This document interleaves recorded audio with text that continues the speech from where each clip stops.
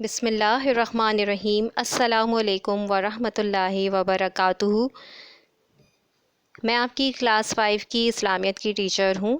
اس سے پہلے ہم نے ایمانیات اور عبادات کے چیپٹرز کرے تھے، لیکن اب ہم کریں گے سیرت طیبہ میں سے غزوہ بدر کا چیپٹر، جو کہ ہے پیج نمبر 41، 42، 43 کے اوپر۔ غزوہ بدر 17 رمضان المبارک 2 ہجری کو پیش آیا تھا۔ ٹھیک ہے، آپ لوگ پیج نمبر 41 کھولیں گے۔ ہجرت مدینہ کے بعد حضور اکرم صلی اللہ علیہ وآلہ وسلم اور مہاجرین مکہ کو ایک پرامن شہر میں سکونت میسر ہو گئی اور ایک مختصر اسلامی ریاست کا قیام بھی عمل میں آ گیا۔ اسلامی احکام پر عمل کرنا اور ان کی تبلیغ کرنا بھی ان کے لیے ممکن بنا، لیکن مشرکین مکہ کو یہ بات گوارا نہ تھی کہ مسلمان پرسکون رہیں، ان کی آزاد اسلامی ریاست کا قیام ہو اور آزادی کے ساتھ اسلام کی نشر و اشاعت کر سکیں۔ انہیں یہ بھی خطرہ لاحق ہوا کہ اگر مسلمانوں کو طاقتور ہونے دیا گیا تو وہ اپنے اوپر کیے گئے مظالم کا اہل مکہ سے انتقام لینے کے لیے مکہ پر چڑھائی بھی کر سکتے ہیں۔ چنانچہ انہوں نے مسلمانوں کو صفحہ ہستی سے مٹانے کے لیے مختلف سازشوں سے کام لیا۔ دوسری طرف اللہ تعالیٰ نے مسلمانوں کو جہاد کی اجازت دے دی اور 17 رمضان المبارک 2 ہجری کو بدر کا معرکہ مقام بدر میں پیش آیا۔ یہ غزوہ کفر اور اسلام کے درمیان پہلا فیصلہ کن معرکہ تھا۔ غزوہ کسے کہتے ہیں بچوں؟ ایسی جنگ جس میں آپ صلی اللہ علیہ وسلم نے خود شرکت کی ہو، اس کو کہتے ہیں غزوہ، اور جس میں آپ صلی اللہ علیہ وسلم نے شرکت نہیں کی تھی، ایسی جنگوں میں جن میں شریک نہیں ہوئے تھے، ان کو کہتے ہیں سریہ۔ اب ہم پڑھ رہے ہیں غزوہ بدر۔ غزوہ بدر جو ہے وہ ہجرت کے 2 سال بعد لڑی گئی تھی۔ یہ جو تھی پہلی جنگ تھی جس میں مسلمان اور کفار آمنے سامنے ہوئے تھے۔ یہ جنگ جو تھی کب ہوئی تھی؟ 17 رمضان المبارک 2 ہجری کو مقام بدر میں پیش آیا تھا یہ واقعہ۔ ہجرت کے بعد جب ظاہر سی بات ہے مسلمان جو تھے وہ مدینہ آ گئے تھے، تو وہ مدینہ شہر میں بہت زیادہ سکون سے جو تھا ان کا رہنے لگ گئے تھے، اور ایک وہاں پر اسلامی ریاست جو تھی انہوں نے وہاں پر قائم بھی کر لی تھی۔ اب وہ چاہتے تھے کہ یہیں سے اسلام کی جو ہے وہ تبلیغ کرنا شروع کر دیں، پھیلانا شروع کر دیں، لیکن کفار کو یہ گوارا نہ تھا کہ مسلمان سکون کے ساتھ رہیں۔ وہ یہ سمجھ رہے تھے کہ مسلمان اپنی جو ان کے اوپر ظلم و ستم کیے گئے تھے جو مکہ میں، تو وہ اس کا بدلہ ضرور لیں گے، اور وہ یہ بھی نہیں چاہتے تھے کہ مسلمانوں کو طاقتور ہونے دیا جائے، تو وہ مسلمانوں کو اس دنیا سے مٹانے کے لیے مختلف قسم کی سازشیں کر رہے تھے۔ دوسری طرف اللہ تعالیٰ نے مسلمانوں کو جہاد کی اجازت دے دی تھی، تو اس وجہ سے 17 رمضان المبارک 2 ہجری کو بدر کا معرکہ جو تھا مقام بدر میں پیش آیا۔ اس کے بعد آپ دیکھیے پیج نمبر 42 کے اوپر۔ جنگ بدر کے کئی اسباب تھے، جن میں سے ایک بڑا سبب یہ تھا کہ حضرت ابو سفیان جو اس وقت مسلمان نہیں ہوئے تھے، ملک شام سے تجارتی قافلے کے ساتھ واپس ہو رہے تھے۔ اس قافلے میں اہل مکہ کی بڑی دولت تھی، یعنی 1000 اونٹ تھے جن پر کم از کم 50,000 دینار، 200 62 کلو سونے کا سامان تھا، جبکہ اس کی حفاظت کے لیے صرف 40 آدمی تھے۔ جب یہ قافلہ مدینہ منورہ کے قریب پہنچا تو حضرت ابو سفیان کو خوف لاحق ہوا کہ کہیں مسلمان قافلے کو لوٹ نہ لیں، اس لیے انہوں نے مدد کے لیے مکہ پیغام بھیجا۔ اس پر 1000 کا لشکر مدینہ منورہ کی طرف مسلمانوں پر حملہ کرنے کے لیے روانہ ہو گیا۔ اب اس جنگ کی سب سے بڑی وجہ یہ بتائی جا رہی ہے کہ ابو سفیان جو اس وقت مسلمان نہیں ہوئے تھے، ملک شام سے تجارت کر کے واپس ہو رہے تھے، یعنی واپس آ رہے تھے۔ جب وہاں سے وہ واپس آ رہے تھے تو مدینہ راستے میں پڑتا تھا، اور ان کو وہاں تجارت میں بہت زیادہ منافع بھی ہوا تھا، فائدہ ہوا تھا۔ اس قافلے میں اہل مکہ کی بڑی دولت تھی، اور ان کو یہ خطرہ تھا کہ مسلمان قافلے کو لوٹ نہ لیں، کیونکہ اس کی حفاظت کے لیے صرف 40 آدمی تھے۔ تو انہوں نے مدد کے لیے مکہ پیغام بھیجا، تو ابو جہل نے مکے میں اعلان کروا دیا کہ کوئی بھی مکہ میں نہیں رہے گا، سب جنگ کے لیے چلیں گے۔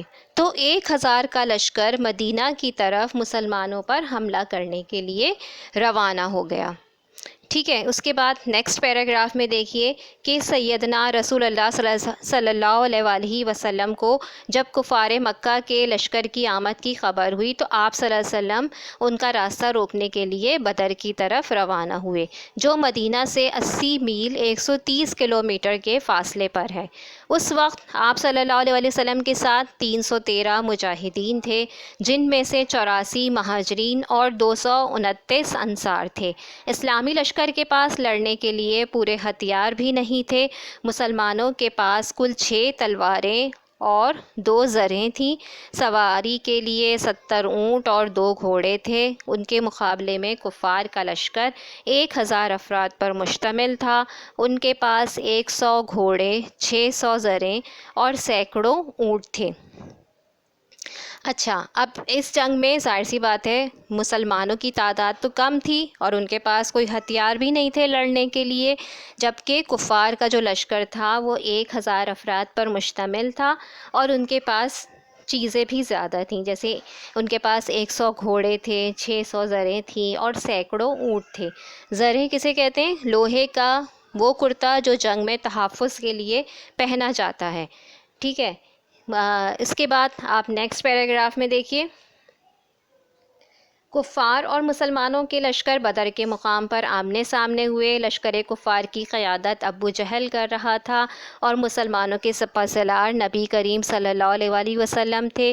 زمین ریتیلی تھی، پاؤں ٹک نہیں رہے تھے۔ جنگ سے 1 رات پہلے اللہ تعالیٰ نے موسلا دھار بارش برسا کر زمین کو ہموار کر دیا، ریت میں سختی آ گئی اور قدم ٹکنے کے لائق ہو گئے اور مجاہدین اسلام تازہ دم ہو گئے۔ اسی رات رسول اللہ صلی اللہ علیہ وآلہ وسلم بہت گڑ گڑا کر اللہ تعالیٰ سے فتح کی دعائیں مانگتے رہے۔ اس کے بعد کیا ہوا کہ جنگ سے 1 رات پہلے جو تھا وہ ایک بہت تیز بارش ہوئی۔ بارش کی وجہ سے ریت جم گئی، کیونکہ زمین ریتیلی تھی، پاؤں اس پر جو ہے وہ رکھے نہیں جا رہے تھے، لیکن بارش کی وجہ سے زمین جو تھی وہ کیسی ہو گئی؟ جم گئی تھی ریت۔ اسی رات اللہ تعالیٰ رسول اللہ صلی اللہ علیہ وسلم نے اللہ تعالیٰ سے گڑ گڑا کر دعا مانگی کہ اے اللہ، اگر مسلمانوں کی مٹھی بھر جماعت یہ ہلاک ہو گئی، یعنی جو کم تعداد میں مسلمان ہیں، اگر یہ ہلاک ہو گئے تو زمین پر کبھی تیری عبادت نہ کی جائے گی۔ آپ صلی اللہ علیہ وسلم نے بڑے خلوص سے دل سے دعا مانگی۔ اس کے جواب میں اللہ تعالیٰ نے فتح کی بشارت دی، یعنی بتا دیا تھا کہ ان کو فتح ہوگی۔ اور آپ صلی اللہ علیہ وسلم اور صحابہ کرام جب صبح دوسرے دن سب تازہ دم مجاہدین جو تھے تازہ دم ہو کر اٹھے، اور پھر جب کفار اور مسلمانوں کا لشکر آمنے سامنے ہوا، جنگ کی ابتدا ہوئی، تو کیا ہوا اس پیراگراف میں آپ کو بتاؤں گی، آپ لوگ غور سے سنیں کہ 17 رمضان المبارک 2 ہجری کو جنگ کی ابتدا ہوئی۔ کفار کی جانب سے عتبہ، اس کا بھائی شیبہ اور اس کا بیٹا ولید بن عتبہ مسلمانوں سے لڑنے کے لیے میدان میں اترے۔ مسلمانوں کی جانب سے ان کے مقابلے کے لیے حضرت علی، حضرت حمزہ، حضرت عبیدہ بن حارث رضی اللہ تعالیٰ عنہ میدان میں آئے اور انہوں نے جلد ہی ان تینوں کو قتل کر دیا۔ اس کے بعد عام جنگ شروع ہو گئی۔ مسلمانوں نے بڑی بہادری کا مظاہرہ کیا۔ دوسری طرف اللہ تعالیٰ نے فرشتوں کے ذریعے مسلمانوں کی غیبی مدد کی۔ بالآخر اس معرکے میں مسلمانوں کو فتح مبین نصیب ہوئی اور کفار کو شکست فاش کا سامنا کرنا پڑا۔ ابو جہل جو کفار کے لشکر کی قیادت کر رہا تھا، وہ 2 نوعمر مجاہدوں حضرت معاذ رضی اللہ عنہ اور حضرت معوذ رضی اللہ تعالیٰ عنہ کے ہاتھوں قتل ہوا۔ 70 کفار قتل ہوئے، 70 قیدی بنائے گئے اور باقی میدان چھوڑ کر بھاگ گئے۔ اس جنگ میں 14 مسلمان شہید ہوئے، 6 کا تعلق مہاجرین سے اور 8 کا انصار سے تھا۔ اس جنگ میں کفار مکہ کے بڑے بڑے بہادر سردار جو تھے وہ مارے گئے تھے۔ اس میں یہی بتایا جا رہا ہے، اب آپ نے سنا یہ سب کہ کون کون آمنے سامنے ہوئے، لڑے اور مسلمان کیسی بہادری کے ساتھ اس جنگ میں شریک ہوئے تھے، اور اس میں 70 کفار جو تھے وہ قتل ہوئے، اور ان کے بڑے بڑے سردار مارے گئے تھے جو ان کو بہت غرور تھا کہ ہم بہت بہادر ہیں۔ اس کے بعد 70 قیدی بنائے گئے، اور کچھ جو تھے وہ میدان چھوڑ کر بھاگ گئے تھے۔ لاسٹ پیراگراف میں بتایا جا رہا ہے کہ نبی کریم صلی اللہ علیہ وسلم نے بدر کے قیدیوں کے ساتھ بہت عمدہ برتاؤ کیا، ان میں سے بعض کو احسان کے طور پر چھوڑ دیا گیا، جو باقی بچے تھے ان کے متعلق یہ طے ہوا کہ فدیہ دے کر آزادی حاصل کر لیں۔ جو فدیہ نہیں دے سکتے اور وہ لکھے پڑھے ہیں، وہ 10 مسلمان بچوں کو لکھنا پڑھنا سکھا دیں اور آزادی حاصل کر لیں۔ فدیہ کہتے ہیں معاوضے کو، ٹھیک ہے، معاوضہ جو دیا جاتا ہے، پیسے جو دیے جاتے ہیں، یا تو وہ دے کر اپنے آپ کو آزادی حاصل کر لیں، یا پھر اگر وہ نہیں دے سکتے فدیہ تو کیا کریں کہ وہ 10 مسلمان بچوں کو لکھنا پڑھنا سکھا دیں۔ اس کے بعد ہے غزوہ بدر کے نتائج، جو کہ ہیں پیج نمبر 43 کے اوپر۔ غزوہ بدر حق و باطل کا پہلا معرکہ تھا، جس میں حق کو کامیابی حاصل ہوئی اور باطل ناکام ہوا۔ غزوہ بدر میں کفار مکہ کا غرور خاک میں مل گیا اور ان کے زوال کی ابتدا ہوئی۔ غزوہ بدر میں کامیابی کے بعد اسلام تیزی سے پھیلنے لگا۔ غزوہ بدر میں اللہ تعالیٰ نے مسلمانوں کو غیبی مدد کے ذریعے فتح سے ہمکنار کیا۔ غزوہ بدر سے ہمیں یہ سبق ملتا ہے کہ اللہ تعالیٰ پر توکل اور خلوص نیت کے ساتھ جو دین کا کام کیا جاتا ہے، اس میں اللہ تعالیٰ اپنے بندوں کو تنہا نہیں چھوڑتا، ان کی ضرور مدد کرتا ہے۔ اس لیے ہمیں چاہیے کہ دین کی سربلندی اور حق کی حمایت کے لیے کسی بھی قربانی سے دریغ نہ کریں۔ فتح ہمیشہ حق کی ہوتی ہے۔ اس کے نتائج میں کیا بتایا جا رہا ہے، کیا نتیجہ نکلا غزوہ بدر کی لڑائی کے بعد؟ کیا ہوا کہ غزوہ بدر کے بعد جو کفار کا غرور تھا وہ خاک میں مل گیا تھا، کیونکہ حق اور سچ کی فتح ہوئی تھی، اور دنیا پر یہ بھی واضح ہو گیا تھا کہ چاہے کفار کی کتنی ہی بڑی فوج کیوں نہ ہو، اگر مسلمان اللہ کے اوپر توکل کر لیں تو وہ کسی بھی فوج کو شکست دے سکتے ہیں۔ اس کے بعد اسلام تیزی سے پھیلنے لگا، اور اس سے ہمیں کیا سبق ملتا ہے؟ سبق ہمیں یہ ملتا ہے کہ اللہ کی ذات پر بھروسہ رکھنا چاہیے، کیونکہ اللہ تعالیٰ اپنے بندوں کو کبھی بھی تنہا نہیں چھوڑتا ہے، ان کی ضرور مدد کرتا ہے، اور دین کی سربلندی کے لیے ہمیں کسی بھی قسم کی قربانی دینے سے پیچھے نہیں ہٹنا چاہیے، کیونکہ فتح ہمیشہ حق کی ہوتی ہے۔ ٹھیک ہے پیارے بچوں، آپ کو یہ چیپٹر جو ہے وہ سمجھ آ گیا ہوگا۔ آپ لوگ سب اپنا خیال رکھیے گا۔ خدا حافظ۔